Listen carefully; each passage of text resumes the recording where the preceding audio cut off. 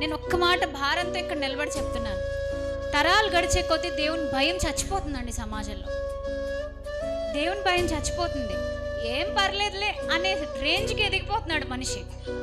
ఇదేం పర్లేదు, ఇది చాలా సింపుల్. దేన్ని?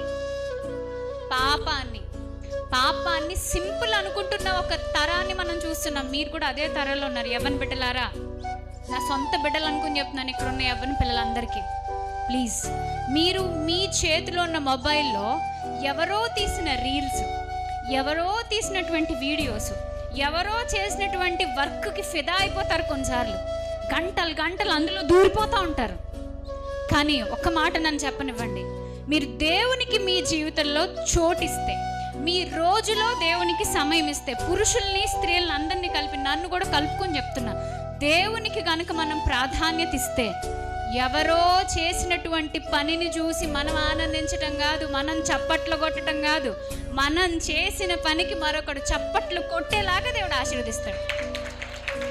అది యవ్వన దశలో మనకు ఉండాల్సిన కమిట్మెంట్.